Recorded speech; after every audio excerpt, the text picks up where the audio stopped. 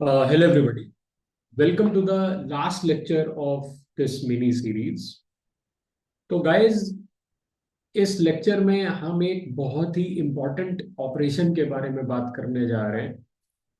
और इस ऑपरेशन को आई डोंट नो आप क्या सोचेंगे कि मैंने इस मिनी सीरीज ऑफ लेक्चर्स के लास्ट में क्यों रखा।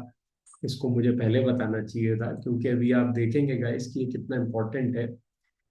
लेकिन चीजों का एक प्रॉपर फ्लो बनाए रखने के लिए ये बहुत जरूरी था गाइस कि मैं इस लेक्चर को हमारी मिनी सीरीज के लास्ट में ही रखूं, क्योंकि इसके बाद आने वाली जो लास्ट, या फिर मुझे अभी भी कहना चाहिए जो सेकंड लास्ट मिनी सीरीज है, उसमें गाइस हम लोग प्राइमरली इमेज प्रोसेसिंग के बारे में बात करेंगे कि numpy लाइब्रेरी जो होती है वो इमेज प्रोसेसिंग में कैसे यूज होती है।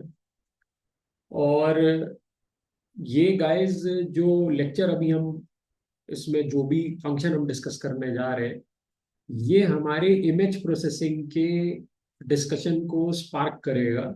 यानी कि यहीं से इमेज प्रोसेसिंग की शुरुआत हो जाएगी, क्योंकि हम इस लेक्चर में ऐसी बहुत सारी चीज़ों के बारे में बात करेंगे जो कि इमेज प्रोसेसिंग के डिस्कशन को स्पार्क करेंगे। ठीक है। तो गाइज अब ये लेक्चर है किस बारे में? गाइज ये लेक्चर एक बहुत ही इंटरेस्टिंग ऑपरेशन के बारे में है। पहली बात तो मैं आपको ऑपरेशन का नाम बता देता हूँ गाइज। इस ऑपरेशन को बोला जाता है convolution. Okay guys, it is called convolution. तो अब आप सोच रहे होंगे कि ये कॉन्वोल्यूशन क्या होता है। गाइज जैसे एडिशन होता है, मल्टीप्लिकेशन होता है, डिवीजन होता है, मल्टीप्लिकेशन एडिशन होता है, सब्ट्रैक्शन होता है, मल्टीप्लिकेशन होता है, डिवीजन होता है, वैसे ही कॉन्वोल्यूशन भी होता है गाइज। ठीक है। देखिए फर्क इतना है कि जो कॉन्वोल्यूशन है वो एक ऐसा बाइनरी ऑपरेशन है। यानी कि गाइस कॉन्वोल्यूशन करने के लिए अगेन आपको दो ऑपरेंड्स की जरूरत है कम से कम। अगर आपके पास दो ऑपरेंड्स नहीं है तो आप कॉन्वोल्यूशन परफॉर्म नहीं कर सकते। वैसे ही गाइस मल्टीप्लिकेशन भी दो ऑपरेंड्स के बीच में परफॉर्म होता है, डिवीजन भी दो ऑपरेंड्स के बीच में परफॉर्म होता है, सब्ट्रैक्शन भी दो ऑपरेंड्स के बीच में परफॉर्म होता है, और एडिशन भी दो ऑपरेंड्स के बीच में परफॉर्म होता है। ठीक है। बस फर्क इतना है गाइस कि जो एडिशन, सब्ट्रैक्शन, मल्टीप्लिकेशन और डिवीजन है, उनमें जो हमारे दो ऑपरेंड्स हैं वो दो स्केलर वैल्यूज भी हो सकती हैं। वो दो वो दो मेट्रिसेस भी हो सकती हैं, वो नंपाई एरेज भी हो सकते हैं। That can be anything. But guys convolution में ये एक शर्त है कि आप जिन दो ऑपरेंड्स के बीच में कन्वोल्यूशन परफॉर्म करना चाहते हो, वो दोनों ऑपरेंड्स, ठीक है, वो दोनों ऑपरेंड्स एन डायमेंशनल एरेज होने चाहिए। एन डायमेंशनल एरेज से मेरा मतलब है कि 1D एरे भी हो सकता है, 2D एरे भी हो सकता है, 3D एरे भी हो सकता है, और it can be ND array also, जहां पे एन कुछ भी हो सकता है। ठीक है। तो कॉन्वोल्यूशन दो स्केलर वैल्यूज के बीच में नहीं होता। ओके गाइस, कॉन्वोल्यूशन सिर्फ और सिर्फ एन डायमेंशनल एरेज के बीच में ही होता है। यानी कि दो मैट्रिसेस के बीच में कन्वोल्यूशन हो सकता है, दो 1D एरेज के बीच में कन्वोल्यूशन हो सकता है, दो 3D एरेज के बीच में कन्वोल्यूशन हो सकता है, बट होगा हमेशा एरेज के बीच में। ये ऑपरेशन स्केलर्स पर डिफाइन नहीं है। ठीक है। तो अब आप मेरे से पूछेंगे कि सर ये है क्या चीज, और ये चीज इतनी इंपॉर्टेंट है कि आप कह रहे हो कि इसको पढ़ने के बाद हमारी इमेज प्रोसेसिंग का डिस्कशन स्पार्कअप हो सकता है। जी हाँ गाइस, ये बहुत बहुत बहुत ही ज्यादा इंपॉर्टेंट ऑपरेशन है। मैं इसको इतना ज्यादा इंपॉर्टेंट कहना पसंद करूंगा कि आप आज के समय में जो भी कंप्यूटर विजन के अंदर कर पा रहे हैं, यानी कि हमारी जो साइंटिफिक कम्युनिटी है, हमारी जो आर्टिफिशियल इंटेलिजेंस की इंडस्ट्री है, उसमें हम जितनी भी चीजें कंप्यूटर विजन के अंदर कर पा रहे हैं, जैसे कि किसी भी कार की जो नंबर प्लेट्स हैं उसको डिटेक्ट करना। ठीक है। Automatic number plate recognition system हमारी गवर्नमेंट लगाने की कोशिश कर रही है, which is a kind of an object detection, जो कि कंप्यूटर विजन की एक एप्लीकेशन है। और भी गाइस ऐसी बहुत सारी एप्लीकेशंस हैं कंप्यूटर विजन की, जैसे कि किसी इमेज के अंदर किसी किसी पर्सन का सीटी स्कैन है, और उस सीटी स्कैन के अंदर देख करके ये बता देना कि उसमें कहीं ट्यूमर है या नहीं है। तो ये जितनी भी चीजें हम कर पा रहे हैं आज की डेट में एआई की मदद से, जिसमें इमेजेस का एनालिसिस है या वीडियोस का एनालिसिस है, ठीक है गाइस, मैं आपको बता भी नहीं सकता हूँ अभी कि उसमें कॉन्वोल्यूशन कितनी ज्यादा इंपॉर्टेंट रोल प्ले करता है। तो कॉन्वोल्यूशन का जो ऑपरेशन है ना guys, now you can imagine कितना ज्यादा इंपॉर्टेंट है। ठीक है। तो गाइस, और इसीलिए मैंने ये डिसाइड किया कि मुझे कॉन्वोल्यूशन के ऑपरेशन को हमारे इस मिनी सीरीज ऑफ लेक्चर्स के बिल्कुल लास्ट में ही रखना चाहिए, ताकि वो जो टॉपिक का नॉलेज है वो आपके दिमाग में बिल्कुल फ्रेश हो, और आप उसी फ्रेश नॉलेज को लेते हुए अगली मिनी सीरीज ऑफ लेक्चर्स में एंटर कर जाओ, जिसमें हम इमेज प्रोसेसिंग के बारे में बात करें। ठीक है। तो गाइज, अब कॉन्वोल्यूशन है क्या? ये मल्टीप्लिकेशन, डिवीजन, एडिशन और सब्ट्रैक्शन की तरह एक बाइनरी ऑपरेशन तो है, लेकिन कि कैसे काम करता है? ठीक है, जैसे हर ऑपरेशन के काम करने का एक स्टाइल होता है guys। जैसे अगर आप मान लीजिए दो 1D एरेस के बीच में एडिशन करते हैं, तो आपको ये बात पता है कि दो 1D एरेस के बीच में अगर आपको एडिशन परफॉर्म करना है तो दोनों 1D एरेस की एक्सिस की लेंथ बराबर होनी चाहिए। अगर एक 1D एरे में ज्यादा एलिमेंट है, दूसरे 1D एरे में कम एलिमेंट है, गाइस आई एम सॉरी, आप एडिशन परफॉर्म नहीं कर पाओगे, एरर आ जाएगा। ठीक है। उसी तरीके से डॉट प्रोडक्ट जो होता है उसके अपने रिक्वायरमेंट्स हैं, सब्ट्रैक्शन के अपने रिक्वायरमेंट्स हैं, डिवीजन के अपने रिक्वायरमेंट्स हैं। उसी तरीके से गाइस कॉन्वोल्यूशन के भी अपने रिक्वायरमेंट्स हैं, और कॉन्वोल्यूशन ऑपरेशन करने का एक वे है। जैसे एडिशन करने का वे क्या है कि अगर आपकी एडिशन दो 1D एरेस के बीच में एडिशन परफॉर्म करने की रिक्वायरमेंट अगर फुलफिल हो रही है, यानी कि दोनों 1D एरेस अगर आपके सेम लेंथ के हैं, उनकी एक्सेस सेम लेंथ की है, तो आप corresponding element of 1D array will get added to the corresponding element of the second 1D array, और जो उसका एडिशन का रिजल्ट होगा वो करस्पॉन्डिंग लोकेशन पे चला जाएगा आपके रिजल्ट 1D एरे के। मतलब मैं कहने की क्या कोशिश कर रहा हूँ गाइस, अगर मैं आपको समझाना चाहूँ तो मैं ये कह रहा हूँ कि अगर मान लीजिए आपके पास दो 1D एरे, 1,2,3,4, और आपके पास एक और 1D एरे है, दोनों की लेंथ बराबर है गाइस, यानी कि दोनों की जो एक्सिस है, दैट इज एक्सिस जीरो, उनकी लेंथ बराबर है गाइस। तो यहाँ पे जैसे मान लीजिए आपका 0,1,0,1 है। ठीक है। और आपको इन दोनों के बीच में एडिशन परफॉर्म करना है, तो गाइस आपको पता है कि एडिशन कैसे होगा, ये दो ऐड हो जाएंगे, और जो रिजल्टेंट 1D एरे होगा, यानी कि जिसमें रिजल्ट जाएगा, उस 1D एरे के जीरो इंडेक्स पे 1+0 का रिजल्ट चला जाएगा, 1, 2+1 का रिजल्ट चला जाएगा, 3, 3+0 का रिजल्ट चला जाएगा, 3, 4+1 का रिजल्ट चला जाएगा, 5। ओके। तो ये हमारा 1D एरे आ गया, 1, 3, 3, 5। तो दिस इज द सिचुएशन। ठीक है गाइस। और इस तरीके से एडिशन होता है। ठीक है। इसी तरीके से डॉट प्रोडक्ट को परफॉर्म करने का तरीका अलग है, उसका एल्गोरिदम अलग है, उसके काम करने का तरीका अलग है। उसमें हम क्या करते हैं, सबको मल्टीप्लाई करा के ऐड कर देते हैं, यानी कि 1+3+3+5। तो गाइज आपका आंसर क्या आ जाता है? आपका आंसर आ जाता है 12। इसीलिए हम डॉट प्रोडक्ट को स्केलर प्रोडक्ट भी बोलते हैं, क्योंकि डॉट प्रोडक्ट का आंसर दो 1D एरेस के बीच में हमेशा एक स्केलर वैल्यू आती है। ठीक है। तो गैस देखिए, इसके काम करने का तरीका अलग है। ठीक है। तो वैसे ही गैस कॉन्वोल्यूशन के भी एक काम करने का तरीका, कॉन्वोल्यूशन कैसे परफॉर्म किया जाएगा, अब हम आज हम उसके बारे में बात करेंगे कि कॉन्वोल्यूशन कैसे परफॉर्म किया जाए। ठीक है। तो चलिए गैस देखते हैं कि कॉन्वोल्यूशन कैसे परफॉर्म किया जाए। ठीक है। कॉन्वोल्यूशन, पहली बात तो गाइस, अगर मुझे किसी फर्स्ट टाइमर पर्सन को ये बताना हो कि कॉन्वोल्यूशन क्या है, ठीक है, तो मैं उसको ये जरूर बोलूंगा कि ये एक बहुत ही अजीब किस्म का डॉट प्रोडक्ट है बिटवीन टू 1D एरेज। ठीक है।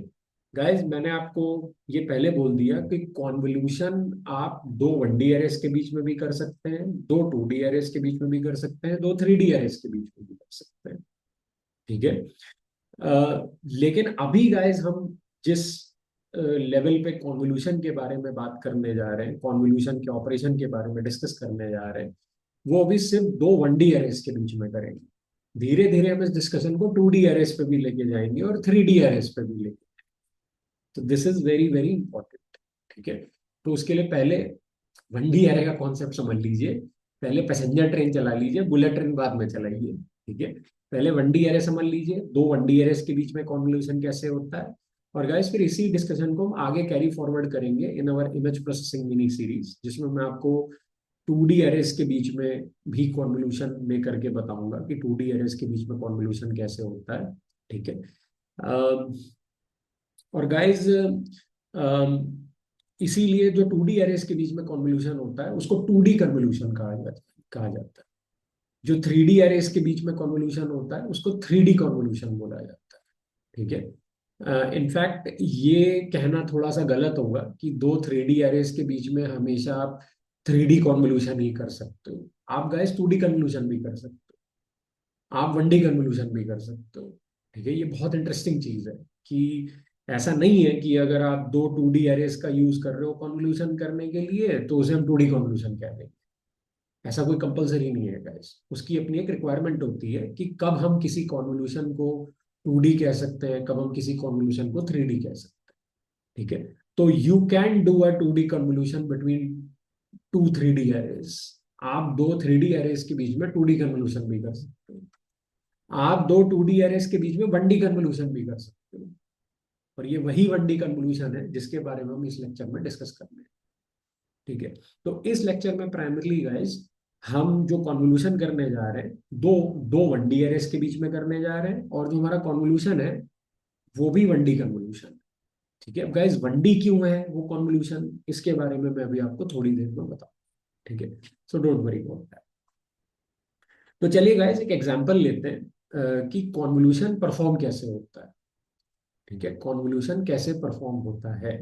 ठीक है। तो सबसे पहले गाइस हम क्या करेंगे कि बेसिकली देखिए, कॉन्वोल्यूशन जो होता है सबसे पहली बात तो आपको ये समझनी होगी कि कॉन्वोल्यूशन जो होता है गाइस वो हमेशा अ, जो होगा वो कई मोड्स में होता है guys। ठीक है। कॉन्वोल्यूशन के कई मोड्स होते हैं। आप ऐसा समझ लीजिए कि कॉन्वोल्यूशन ऑपरेशन को परफॉर्म करने के कई वेज हैं। ठीक है। उसमें से कोई एक वे आप यूज करोगे। ठीक है। तो there are three modes in which convolution is performed. ठीक है। एक मोड होता है गाइस जिसे हम कहते हैं फुल मोड। ठीक है। या फुल कॉन्वोल्यूशन। ठीक है। Full 1D convolution. ठीक है। एक होता है गाइस जिसे हम कहते हैं सेम मोड। ठीक है। सेम कन्वोल्यूशन या सेम 1D कन्वोल्यूशन। अभी क्योंकि हम 1D कन्वोल्यूशन करने जा रहे हैं तो इसीलिए मैं आपको बार बार 1D कन्वोल्यूशन बोल रहा हूँ सेम 1D कन्वोल्यूशन। ठीक है। एक तीसरा मोड होता है गाइस जिसको हम कहते हैं वैलिड कन्वोल्यूशन। ठीक है। Valid convolution. तो full convolution, same convolution and valid convolution. ठीक है। तो सबसे पहले मैं काम करूंगा गाइस, मैं आपको एक एक करके ये सारे मोड्स इस लेक्चर में या इसके पार्ट्स में एक्सप्लेन करूंगा कि ये अलग अलग तरीके के कन्वोल्यूशन कैसे किए जाते हैं। तो गाइस इसका मतलब यू कैन हैव, आपने एक बार ये डिसाइड कर लिया कि आपको कौन से डायमेंशन वाला कन्वोल्यूशन करना है, 1D करना है, 2D करना है, 3D करना है। फिर गाइस उसके अंदर भी ये सारे मोड्स हैं आपके पास कि क्या आप फुल 1D कन्वोल्यूशन करना चाहते हो, या सेम 1D कन्वोल्यूशन करना चाहते हो, या वैलिड 1D कन्वोल्यूशन करना चाहते हो, या फिर फुल 2D कन्वोल्यूशन करना चाहते हो, या सेम 2D कन्वोल्यूशन करना चाहते हो, या वैलिड 2D कन्वोल्यूशन करना चाहते हो। तो आपको एक ऑप्शन चूज करना पड़ेगा। ठीक है।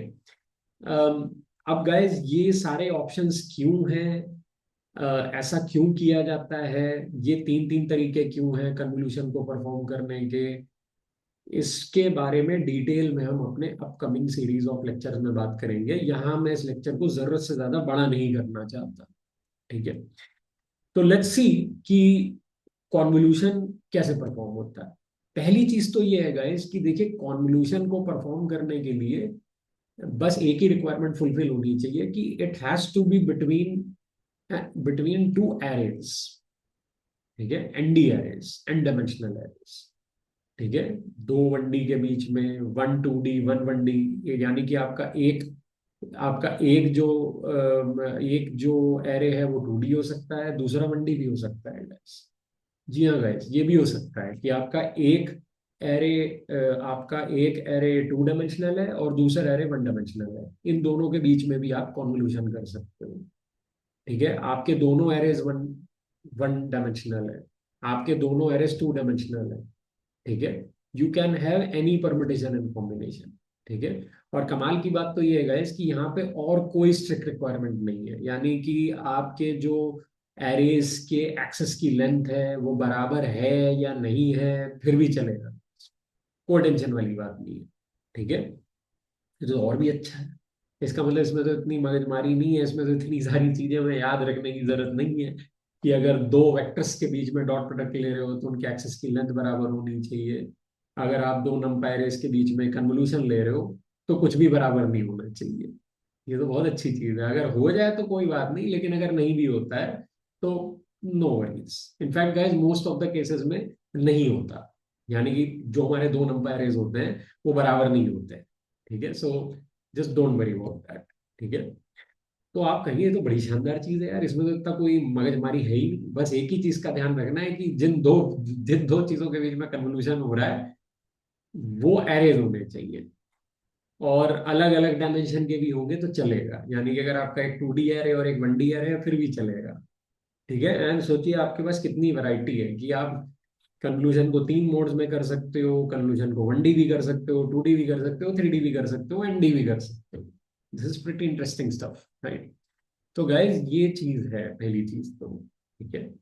अब जैसा कि मैंने आपको बताया कि कॉन्वोल्यूशन जो है ना गाइज, वो ये जो ऑपरेशन है आप उसे एक बहुत ही अजीब किस्म के डॉट प्रोडक्ट की तरह देख सकते हो, ठीक है। एक बहुत ही अजीब किस्म के डॉट प्रोडक्ट की तरह देख सकते हो आप कॉन्वोल्यूशन को, ठीक है। तो आप कहोगे आपने ऐसा क्यों बोला कि आप कॉन्वोल्यूशन को एक बहुत ही अजीब तरीके के डॉट प्रोडक्ट की तरह देख सकते हो, गाइस इसके बारे में हम डिटेल में बात करेंगे अभी, और लेकिन उसके लिए पहले हम एग्जाम्पल लेते हैं, ठीक है। तो गाइस मान लीजिए मेरे पास, अच्छा उससे पहले एक छोटी सी चीज और, कि हर ऑपरेशन का एक सिंबल होता है गाइस, जैसे एडिशन का सिंबल ये होता है, ठीक है, सब्ट्रैक्शन का ये होता है, मल्टीप्लिकेशन का ये होता है, ठीक है, डिवीजन का ये होता है। उसी तरीके से गाइस कॉन्वोल्यूशन का भी एक सिंबल है। कॉन्वोल्यूशन का सिंबल क्या होता है? क्रॉस सर्कल, ये कॉन्वोल्यूशन का सिंबल होता है गाइस। तो इसका मतलब अगर मुझे दो दो एरेज के बीच में कन्वोल्यूशन करना है, जैसे मान लीजिए मेरे पास एक एरे ये है, तो 1, 2, 3, 4, 0, -1, -2, मान लीजिए मेरे पास ये एक एरे है, ठीक है। और इस एरे का मैं कॉन्वोल्यूशन कराना चाहता हूँ एक दूसरे एरे से, ठीक है। दूसरा एरे कौन सा है? दूसरा एरे ये है गाइस, ठीक है। तो लेट्स से 1, 0, 1, 1, ठीक है। तो इन दो एरेज के बीच में मैं कॉन्वोल्यूशन कराना चाहता हूं, ठीक है। और अभी गाइस जो हमारा कॉन्वोल्यूशन हो रहा है वो वन डी कन्वोल्यूशन है, और वो हो भी किन दोनों के बीच में रहा है? दो वन डी एरेज के बीच में, ठीक है। आप बिल्कुल भी इस चीज की चिंता भी मत करिए कि सर ये आपको कैसे पता चल रहा है कि हम वन डी कन्वोल्यूशन परफॉर्म करने जा रहे हैं, वो अभी जब मैं कर रहा हूँ ना तो आपको समझ में आएगी गाइस कि क्या चीज ऐसी मैं कर रहा हूँ जिसकी वजह से मैं ये कह पा रहा हूँ कि मेरा जो कॉन्वोल्यूशन होगा वो वन डी कन्वोल्यूशन होगा, ठीक है। तो वो भी आपको एक्सप्लेन करूंगा कि ऐसी क्या चीज है उसके अंदर, ठीक है। और क्योंकि ये दो वन डी एरेस के बीच में हो रहा है देन ऑब्वियस सी बात है कि वन डी एरेस के बीच में हो रहा है, ठीक है। चलिए गाइस, तो सबसे पहले हम देखते हैं कि कन्वोल्यूशन परफॉर्म कैसे होता है। सबसे पहली चीज गाइस आपको क्या करनी है कि अ, देखिए, जैसा कि मैंने आपको बोला कि मोस्ट ऑफ द केसेस में आपको क्या करना है कि जो दोनों नंपायर में से कम एक्सेस लेंथ वाला नंपायर होगा, यानी कि नीचे वाला जिसकी लेंथ कम है, यानी कि जिसकी लेंथ 4 है, ठीक है। आप क्या करिए कि आप जो है सबसे पहले इस नंपा एरे को फ्लिप कर लीजिए। फ्लिप करने का मतलब आपको पता ही है गाइस, फ्लिप करने का क्या मतलब होता है। इस नंपा एरे को आप रिवर्स ऑर्डर में अरेंज कर लीजिए। तो इसका मतलब हमारा जो नंपा एरे जब हम रिवर्स ऑर्डर में अरेंज करेंगे तो गाइस इसका आंसर क्या आएगा, इसका आंसर आएगा 1101। ठीक है, 1101। हमने इसको फ्लिप कर लिया। ठीक है, अब आप इन दोनों के बीच में आपको कन्वोल्यूशन करना है। तो गाइज अब कौन सा कन्वोल्यूशन करना है, ये भी एक क्वेश्चन है। क्या आपको फुल कन्वोल्यूशन करना है, सेम करना है, या वैलिड करना है? तो सबसे पहले गाइज मैं आपको फुल कन्वोल्यूशन करके दिखाऊंगा। Full convolution. ठीक है, तो फुल कन्वोल्यूशन में क्या होता है। ठीक है गाइज, फुल कन्वोल्यूशन में हम ये करते हैं कि हम तब तक अच्छा पहले मैं आपको एक बेसिक लेवल पे बता देता हूँ कि कन्वोल्यूशन परफॉर्म कैसे होता है। ठीक है, या फिर मैं आपको डायरेक्टली सीधा यही बताता हूँ भी कि फुल कन्वोल्यूशन कैसे परफॉर्म होता है। ठीक है, तो गाइज आप एक काम करिए। आप इन दोनों, आप जो आपका फ्लिप्ड एरे है उसको आप नीचे लिख लीजिए, और जिस एरे के ऊपर आपको कन्वोल्यूशन करना है उसको आप ऊपर लिख लीजिए। ठीक है, इनफैक्ट मुझे लगता है कि एक और चीज मुझे करनी चाहिए। ठीक है गाइज, मान लीजिए हमारा जो फ्लिप डायरे था ना। ठीक है, चलिए एक काम करता हूँ, मैं इसको अपकमिंग लेक्चर में डिस्कस कर लूंगा। ठीक है, मतलब हमारे जो लास्ट लेक्चर है इसके और पार्ट्स होंगे अभी, उसमें डिस्कस कर लूंगा। ठीक है, तो अभी मैं उतने अंदर नहीं जाऊंगा, लेकिन let's say this is our example. ठीक है, और गाइज मैं क्या कर रहा हूँ यहाँ पे कि जिस एरे के ऊपर आपको कन्वोल्यूशन करना है, यानी कि ये वाला एरे। ठीक है, इसको ऊपर लिख लीजिए, और जिस एरे से आपको कन्वोल्यूशन करना है, जो छोटी लेंथ वाला एरे होगा, उसको नीचे लिख लीजिए। तो गाइस एक हिंट है यहाँ पे आपके लिए, हिंट नहीं कहूंगा, एक सजेशन है यहाँ पे आपके लिए, कि अगर आपके सामने ऐसी स्थिति आ जाती है, जो कि मोस्ट ऑफ द टाइम आपके सामने आएगी, कि आपके पास एक 1D एरे ज्यादा लेंथ का होगा और एक 1D एरे कम लेंथ का होगा। तो गाइस जो कम लेंथ वाला 1D एरे है उसको फ्लिप कर लीजिए, और जो ज्यादा लेंथ वाला 1D एरे है उसको एज इट इज ही रखिएगा, उसको कुछ छेड़ने की जरूरत नहीं है आपको। और उसको ऊपर लिखिएगा, और फ्लिप्ड वाला जो नंपा एरे है जो कम लेंथ का था उसको नीचे लिखिएगा। ठीक है, इस चीज का आपको ध्यान रखना है। ठीक है, तो चलिए गाइस देखते हैं कि हमारा सिनेरियो क्या होता है। ठीक है, हमारे पास ये एक 1D एरे है, 1, 2, 3, 4, -0, -1, -2। ठीक है, और इसके ठीक नीचे हमारे पास दूसरा 1D एरे है, 1, 1, 0, 1। ठीक है, ये फ्लिप्ड हो चुका है। ठीक है, तो गाइस सबसे पहले तो आप एक काम करिए, आप इस नंपाई एरे को बिल्कुल एक एक एलिमेंट करते करते लेफ्ट में खिसकाते जाइए, जब तक दोनों नंपाई एरेस के बीच में मिनिमम ओवरलैप नहीं होता। ठीक है, मैं दोबारा से रिपीट कर रहा हूँ गाइस, आपका जो नीचे वाला नंपाई एरे है, जो फ्लिप्ड नंपाई एरे है, आप उसको तब तक लेफ्ट साइड में खिसकाते जाइए जब तक आपके दोनों नंपाई एरेस के एलिमेंट्स के बीच में मिनिमम ओवरलैप नहीं हो जाता। ठीक है, तो गाइज अभी हमारे दोनों नंपाई एरेस के एलिमेंट्स के बीच में कितना ओवरलैप है, 4 एलिमेंट्स का ओवरलैप है, क्योंकि ये दोनों 4 एलिमेंट्स के ऊपर ओवरलैप कर रहे हैं हमारे दोनों के दोनों नंपाई एरेस। ठीक है, हमें मिनिमम ओवरलैप चाहिए गाइज, तो आपको भी पता है कि मिनिमम ओवरलैप कितने का होगा, एक एलिमेंट का होगा। तो गाइस इसका मतलब मैं इस नंपायर को बिल्कुल लेफ्ट में खिसका दूंगा, और तब तक खिसकाता चला जाऊंगा जब तक मेरे ऊपर वाले नंपायर और फ्लिप्ड नंपायर के बीच में मिनिमम एक एलिमेंट का ओवरलैप नहीं हो जाता, तब तक खिसकाता चला जाऊंगा। तो चलिए गाइस एक काम करते हैं, हम इसको खिसका लेते हैं। ठीक है, तो इस तरीके से मैंने इसको इधर लिख लिया। ठीक है, 1, 1, 0, 1। ठीक है, तो गाइस अब आप देख सकते हैं कि अ, मेरे जो दोनों नंपायर हैं उसमें एक ही एलिमेंट ओवरलैप हो रहा है दोनों में, 1, 1। ठीक है, अब गाइस मेरी बात ध्यान से सुनिएगा कि हम क्या करने जा रहे हैं। ठीक है, what are we going to do. ठीक है गाइस, नियम ये है कि जहां जहां पे भी ओवरलैप होगा ना, वहां पे आपको डॉट प्रोडक्ट कैलकुलेट करना है, और उसका जो भी रिजल्ट आएगा उसको आपको अपने रिजल्टिंग एरे के उस इंडेक्स पे लिखना है जिस इंडेक्स पे ओवरलैपिंग हो रही है। ठीक है, मैं दोबारा से रिपीट कर देता हूं गाइस। आपको क्या करना है, आपको डॉट प्रोडक्ट कैलकुलेट करना है उतने एलिमेंट्स के ऊपर जितने एलिमेंट्स के ऊपर ओवरलैपिंग हो रही है, और उस डॉट प्रोडक्ट का जो भी रिजल्ट आएगा वो आपको अपने रिजल्टिंग एरे के उस इंडेक्स पे लिखना है जिस ऊपर वाले एरे के इंडेक्स पे डॉट प्रोडक्ट कैलकुलेट हो रहा है। ठीक है, तो गाइज हमारा आंसर क्या आएगा, चलिए हमारा जो रिजल्टिंग एरे वो क्या आएगा। देखिए गाइज, अभी हमारे एक ही एलिमेंट ओवरलैप हो रहे हैं। ठीक है, तो 1 into 1 आंसर क्या आया, 1। ठीक है, क्योंकि डॉट प्रोडक्ट में मल्टीप्लीकेशन लेके सम लेना होता है। तो यहाँ पे तो गाइज अब दिक्कत ये है कि इन तीन एलिमेंट्स की ओवरलैपिंग तो किसी से भी नहीं हो रही, अदरवाइज हम इनके लिए भी मल्टीप्लीकेशन निकालते और फिर सम लेते।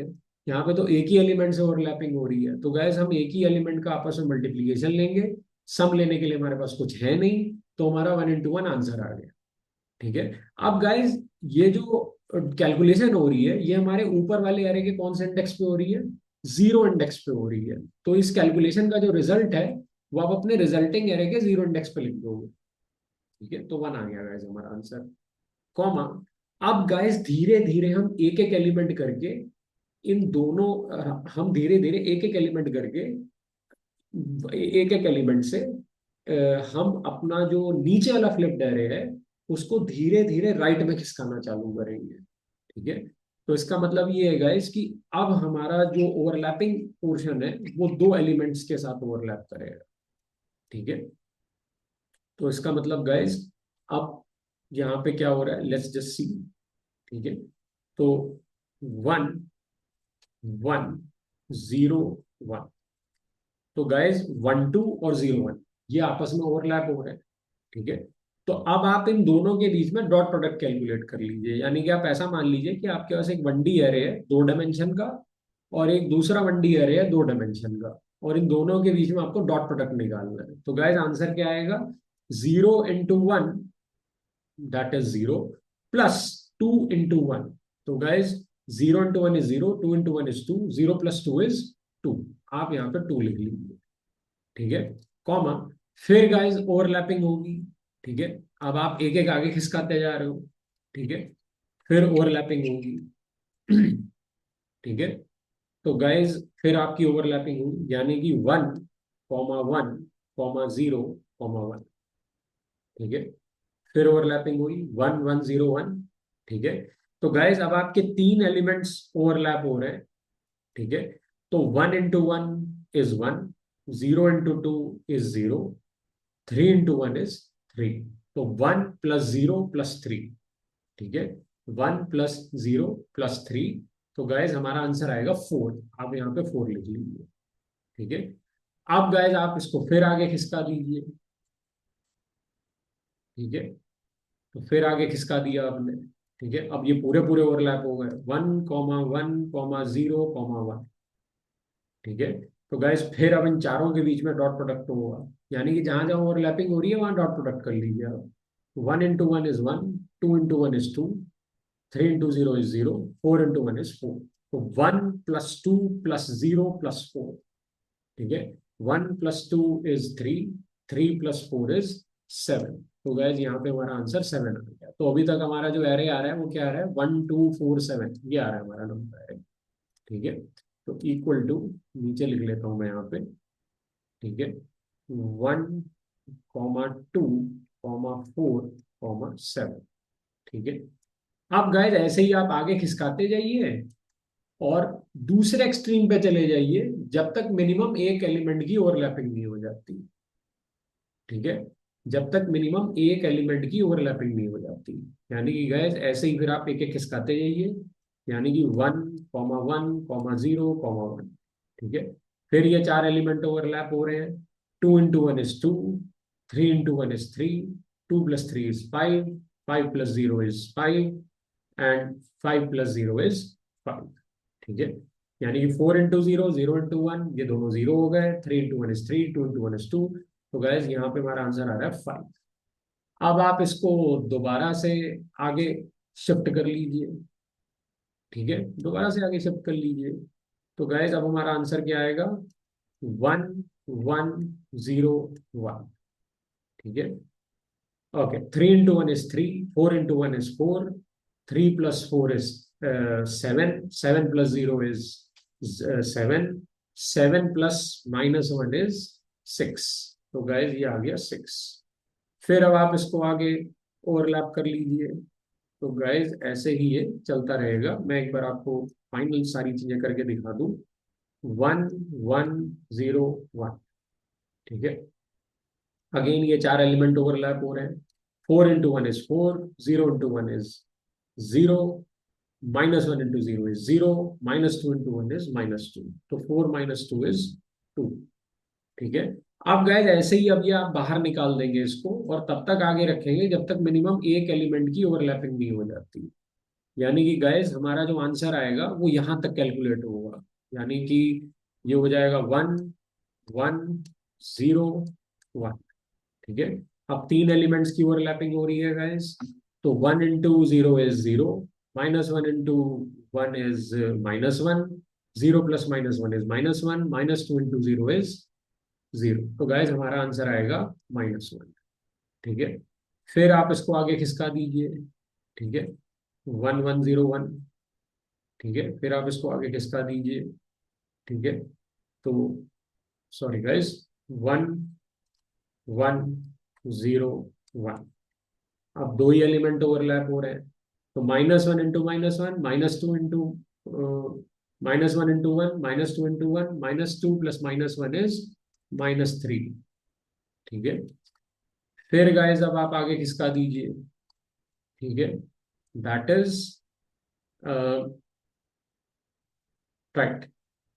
सॉरी गाइस, यहां से नहीं हो गए। ठीक है, यहां से 1 1 0 1। तो गाइस अब आप देख सकते हैं एक एलिमेंट की ओवरलैपिंग हो रही है। तो आपका आंसर कितना आएगा? आपका आंसर आएगा -2। तो गाइस इसके बाद आएगा -2। That's it guys. ये हमारा फुल 1D कन्वोल्यूशन का फुल 1D कन्वोल्यूशन का रिजल्ट था। ठीक है, फुल 1D कन्वोल्यूशन क्या रिजल्ट आया हमारा फुल 1D कन्वोल्यूशन का? 1 2 4 7 5 6 2 -1 -3 1 2 3 4 5, 1 2 3 4 5 6 7 8 9 10। ठीक है, और गाइस यहाँ पे हमारे पास कितने एलिमेंट्स थे? 1 2 3 4 5 6 7 8 9 10 11। ठीक है, तो गाइस अगर आप ध्यान से देखें तो हमारा जो रिजल्ट आ रहा है ना यहाँ पे, वो कितना आ रहा है? ठीक है, 1 2 3 4 5 6 7, 1 2 3 4 5 6 7, 1 2 3 4 5 6 7 8 9 10 11। ठीक है, हमारे टोटल दोनों एरेज को जोड़ के जो टोटल एलिमेंट्स आ रहे थे वो 11 आ रहे थे। और हमारे पास जो टोटल कन्क्लूजन के रिजल्ट में एलिमेंट आ रहे हैं वो कितने आ रहे हैं? 10 आ रहे हैं। तो गाइज आप यहाँ पे एक बात तो मान के चलिए, ये फिक्स है, ये ट्रू है, ये थ्योरम है एक टाइप की, या एक रिजल्ट कह सकते हैं आप इसको, कि जब भी आप दो अलग अलग एम लेंथ और एन लेंथ के बीच के नम 1D नंपायरेस के बीच में 1D कन्वोल्यूशन करेंगे, तो गाइस आपका जो रिजल्ट आएगा उसकी जो लेंथ होगी वो होगी m + n - 1। ठीक है, तो गाइस m + n कितना हो रहा था? m + n हो रहा था हमारा 11। और गाइस हमारा जो रिजल्ट आ रहा है वो कितना आ रहा है? 10, यानी कि 11 - 1। तो इसका मतलब m + n - 1 का रिजल्ट आएगा आपका हमेशा, m + n - 1 लेंथ का रिजल्ट आएगा आपका हमेशा। ठीक है, और ये है guys full convolution. And to be more specific, it's a 1D convolution. तो अब आप मेरे से पूछोगे कि सर इसको 1D कन्वोल्यूशन क्यों कह रहे हो आप? ठीक है, ये तो समझ में आ रहा है कि ये दो 1D नंबर एरेज के बीच में हो रहा है। लेकिन why you are calling it one D convolution? Guys one D convolution मैं इसको इसलिए कह रहा हूं क्योंकि मेरा ये जो वन डी नंपाई एरे है, जो फ्लिप्ड नंपाई एरे है, जो छोटी लेंथ का नंपाई एरे है जिसको मैंने फ्लिप किया है, वो सिर्फ एक ही डायरेक्शन में, या फिर मुझे कहना चाहिए कि सिर्फ एक ही डायमेंशन में वो स्लाइड कर रहा है आगे पीछे। यानी कि वो हॉरिजॉन्टली स्लाइड कर पा रहा है बस, वो वर्टिकली ऊपर नीचे स्लाइड नहीं कर पा रहा। ठीक है, यानी कि मेरा ये जो फ्लिप नंपाई एरे है, ये इस पूरे एरे के ऊपर लेफ्ट टू राइट स्लाइड कर पा रहा है बस। ये टॉप टू बॉटम स्लाइड नहीं कर पा रहा। टॉप टू बॉटम इसलिए नहीं कर पा रहा गाइस, क्योंकि क्योंकि जिस जिस एरे के ऊपर मैं कन्वोल्यूशन परफॉर्म कर रहा हूं, जो मेरी ज्यादा लेंथ वाला एरे है, वो है ही एक ही रो के अंदर। यानी कि वो है ही एक वन डी एरे। अगर ये एक टू डी एरे होता, ठीक है, if this would have been a two D array, ठीक है, तो गाइस मेरा जो फ्लिप्ड एरे है, यानी कि अगर ये टू डी एरे होता, टू डी एरे से मेरा, और गाइस टू डी एरे से मेरा मतलब यहाँ पे ये नहीं है कि जिसकी रैंक टू या जिसकी शेप टू, ये मतलब नहीं है मेरा। मेरा मतलब है कि टू डी एरे का मतलब जिसमें मल्टीपल रोज होती, जैसे इसमें तो अभी आपको सिर्फ एक ही रो नजर आ रही है। तो गाइस जब मेरे मेन नंपाई एरे के अंदर जिसपे आप कन्वोल्यूशन परफॉर्म कर रहे हो, जो कि 1 2 3 4 वाला नंपाई एरे है, उसमें मेरा जो फ्लिप एरे है उसके पास एक ही डायरेक्शन है बस स्लाइड करने के लिए, हॉरिजॉन्टल डायरेक्शन। वर्टिकली तो स्लाइड कर ही नहीं सकता, क्यों? क्योंकि नीचे और कोई रो है ही नहीं इसके मेन नंपाई एरे में, तो वर्टिकली कैसे स्लाइड करेगा वो? तो गाइस अगर मेरा जो फ्लिप एरे है वो वर्टिकली भी स्लाइड कर सकता होता, कब कर सकता होता? जब मेरा जो मेन नंपायर है जिसके ऊपर मुझे कॉन्वोल्यूशन करना है, उसमें अगर मल्टीपल रोज होती, तो मैं ये कहता कि अब मैं जो कॉन्वोल्यूशन कर रहा हूँ वो दोनों डायरेक्शंस पे कर रहा हूँ, यानी कि हॉरिजॉन्टली भी कर रहा हूँ और वर्टिकली भी कन्वोल्यूशन कर, then I would have called it a two D convolution. ठीक है, बट गाइस इस केस में मैं वन डी कन्वोल्यूशन ही परफॉर्म कर सकता। ठीक है, तो दैट इज द रीजन। अब आपको समझ में आ गया होगा कि हम इसको वन डी कन्वोल्यूशन क्यों कह रहे हैं। तो गाइस अब आपको समझ में आ गया होगा कि अगर मान लीजिए आपका कोई एक टू डी एरे है and you have one flipped one D array, तो गाइस आप वन डी कन्वोल्यूशन भी कर सकते हो और टू डी कन्वोल्यूशन भी कर सकते हो। You can do both. You can do one D convolution also, you can do two D convolution also, क्योंकि तब आपको उसमें फ्लेक्सिबिलिटी मिल जाती है कि आप टॉप टू बॉटम भी स्लाइड कर सकते हो, सिर्फ हॉरिजॉन्टल डायरेक्शन में स्लाइड नहीं कर सकते, ऊपर नीचे भी स्लाइड कर सकते हो। Then you can basically do convolution in two dimensions, horizontally also, vertically also. Then I would have called it a 2D convolution. But इस केस में गाइस मेरा जो कॉन्वोल्यूशन है वो वन डी कन्वोल्यूशन है, बिकॉज ऑफ द कंस्ट्रेंट्स, कि मैं top to bottom convolution कर ही नहीं सकता, है ही नहीं मेरे पास कोई ऑप्शन। ठीक है, मैं एक ही डायरेक्शन में स्लाइड कर सकता हूँ। ठीक है, तो this is what a full one D convolution is. ठीक है, यानी कि गाइस आपका जो फुल वन डी कन्वोल्यूशन होगा वो ऐसे काम करेगा। और फुल वन डी कन्वोल्यूशन का जो आंसर आएगा, उसकी जो लेंथ होगी वो m+n-1 होगी। यानी कि m जो है वो आपके उस वन डी एरे की लेंथ है जिसके ऊपर आपने कन्वोल्यूशन किया है, और n आपके उस वन डी एरे की लेंथ है जिसका इस्तेमाल किया है आपने कन्वोल्यूशन करने के लिए, यानी कि जो स्लाइड करेगा आपके मेन नंपाई एरे के ऊपर। और m+n-1 लेंथ का आपका आंसर है। ठीक है, अब गाइज इसमें कुछ और चीजें भी हैं जिनके बारे में मैं जरा सा आपको बता देता हूँ। गाइस कॉन्वोल्यूशन में एक चीज और होती है जिसको जिसको बोला जाता है स्ट्राइड। ठीक है, there is a thing in convolution, it's called STRIDE. इसको स्ट्राइड बोलते हैं गाइस, स्ट्राइड, STRIDE। ठीक है, STRIDE, इसको स्ट्राइड बोला जाता है। स्ट्राइड क्या होता है गाइस? बिल्कुल सिंपल सा कंसेप्ट है। स्ट्राइड का मतलब होता है कि जो आपका फ्लिप अंपायर है, जब वो खिसकेगा तो वो कितने एलिमेंट्स के गैप से खिसक रहा है या कितने एलिमेंट्स का स्टेप लेकर के खिसक रहा है, उसको स्ट्राइड। जैसे गाइस बाय डिफॉल्ट कॉन्वोल्यूशन में हमारा जो स्ट्राइड है वो 1 है। 1 क्यों है? क्योंकि एक एक एलिमेंट के स्टेप से खिसक रहा है हमारा जो फ्लिप नंपायर है।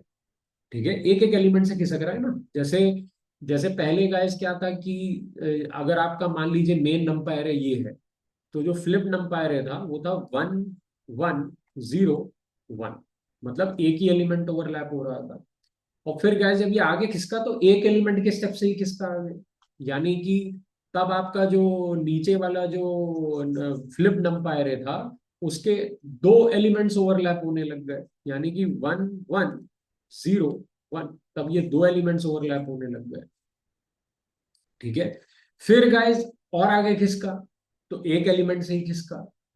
तो स्ट्राइड जो होता है वो, उसका मतलब होता है कि आप, आपका जो फ्लिप्ड नंपायर है वो कितने वो कितने एलिमेंट्स के स्टेप से अपने आप को आगे खिसका रहा है।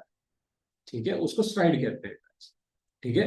अगर आप इसकी वैल्यू 2 कर देंगे, बाय डिफॉल्ट इसकी वैल्यू 1 होती है, लेकिन अगर आप इसकी वैल्यू 2 कर देंगे तो गाइस आपको पता है कि फिर उस केस में क्या होगा। उस केस में क्या होगा, उस केस में कुछ ऐसा होगा guys, so let me just give you an example. तो उस केस में आपका जो 1D फ्लिप नंपायर है वो दो दो के एलिमेंट के स्टेप से खिसकेगा। यानी कि गाइस अगर हमारा स्टार्टिंग में जो फ्लिप 1D नंपायर था वो ऐसा था, 1 1 0 1, एक एक एलिमेंट ही ओवरलैप हो रहा था। तो गाइस अब अगली बार क्या होगा, तीन एलिमेंट्स ओवरलैप होंगे, दो नहीं होंगे, क्योंकि अब वो दो का स्टेप लेगा। यानी कि कायदे से अब जब इसके बाद हमें स्लाइड करवाना है अपने फ्लिप नंपायर को, 1D नंपायर को, तो गाइस अब जो फ्लिप जो जो जो जो स्लाइड करेगा हमारा फ्लिप नंपायर, 1D नंपायर है, वो एक एलिमेंट के स्टेप से स्लाइड नहीं करेगा, वो दो के स्टेप से स्लाइड करेगा। यानी कि गाइस अब जो हमारा स्टेटस होगा वो होगा 1 1 0 1। तो गाइस अब आप देख सकते हैं कि पहले जब स्ट्राइड 1 थी तो जस्ट नेक्स्ट स्टेप लेने के बाद दो ही एलिमेंट ओवरलैप हो रहे थे, लेकिन गाइस अब जस्ट नेक्स्ट स्टेप लेने के बाद तीन एलिमेंट्स ओवरलैप हो रहे हैं, क्योंकि स्ट्राइड की वैल्यू 2 हो चुकी है। तो गाइस ये भी आप कंट्रोल कर सकते हैं कन्वोल्यूशन के अंदर कि आप स्ट्राइड क्या लेना चाहते हैं। ठीक है, आप स्ट्राइड कितनी रखना चाहते हो, ये भी आप कंट्रोल कर सकते हो गाइस। तो देखिए अब हमारे पास दो चीजें हो गई हैं कन्वोल्यूशन के अंदर कंट्रोल करने के लिए। एक, आप कौन सा कन्वोल्यूशन करना चाहते हो। ठीक है, तीन चीजें हो गई हैं। ठीक है, कि आप कौन से डायमेंशन वाला कन्वोल्यूशन करना चाहते हो, 1D कन्वोल्यूशन करना चाहते हो, 2D करना चाहते हो, 3D करना चाहते हो। दूसरा, आप फुल करना चाहते हो, सेम करना चाहते हो, या वैलिड करना चाहते हो। और तीसरा, अगर आपने ये दोनों चीजें सेलेक्ट कर ली है तो फिर आप अपनी स्ट्राइड कितनी रखना चाहते हो। तो गाइस सोचिए कितने परमुटेशन एंड कॉम्बिनेशन बन जाएंगे हमारे कन्वोल्यूशन के। ठीक है, तो ये तीन चीजें होती हैं। अब आपको समझ में आ गया कि किसी भी कॉन्वोल्यूशन को हम 1D 2D 3D कब कह सकते हैं। ठीक है। और जो फुल कॉन्वोल्यूशन होता है वो क्या होता है, वो आपको समझ में आ गया। स्ट्राइड क्या चीज होती है। बस गाइज अब हमें दो चीजें डिस्कस करनी है। एक तो हमें ये डिस्कस करना है कि वैलिड और सेम कन्वोल्यूशंस क्या होते हैं, और स्ट्राइड में आपको बता चुका हूँ कि स्ट्राइड का क्या मतलब होता है और स्ट्राइड का क्या इफेक्ट होता है, ये भी मैं आपको बता चुका हूँ। ठीक है। और गाइस दूसरी चीज है कि जो बेसिकली सेम और वैलिड कन्वोल्यूशंस होते हैं वो क्या होते हैं। ठीक है, तो ये चीज थी गाइस। ठीक है, अभी एक छोटी सी चीज और बची है और मुझे लगता है कि उसके लिए एक सेपरेट इस लेक्चर का जो पार्ट है उसी में मुझे ये चीज क्लियर कर देनी चाहिए। और वो है गाइस, स्ट्राइड का इफेक्ट क्या होता है। मतलब अगर ये स्ट्राइड हम 2 लेते हैं तो उससे क्या होगा। ठीक है।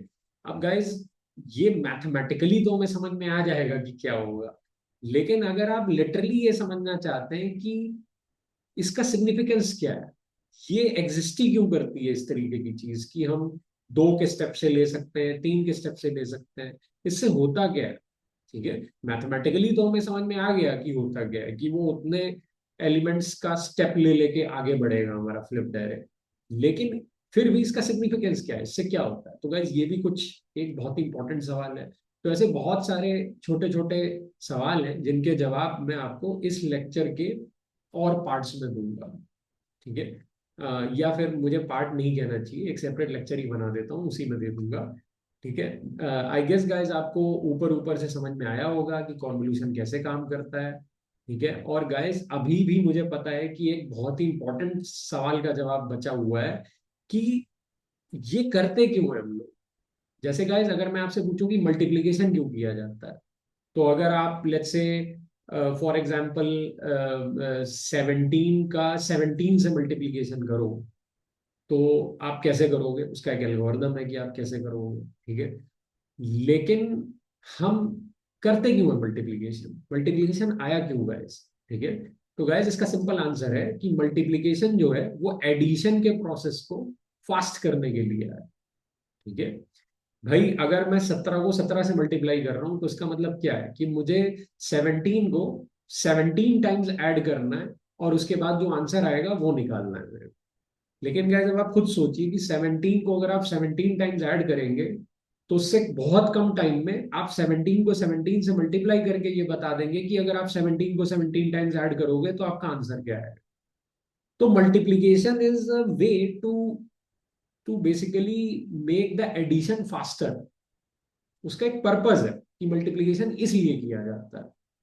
वही सेम क्वेश्चन अगर हम अपने आप से यहाँ पूछे कि कॉन्वोल्यूशन क्यों किया जाता है, ये सब करने से क्या हो रहा है, मतलब आप स्लाइड करते जा रहे हो, क्या पर्पज है इसका, ठीक है, why we are doing this, ठीक है। ये एक बहुत इंपॉर्टेंट सवाल है। तो गाइज ऐसे बहुत सारे छोटे छोटे सवाल हैं जिनके जवाब मैं आपको अपकमिंग लेक्चर्स में दूंगा। और आई होप गाइज आपको कॉन्वोल्यूशन समझ में आया होगा कि फुल कॉन्वोल्यूशन कैसे काम करता है। And I guess that's it for this lecture guys. Thank you.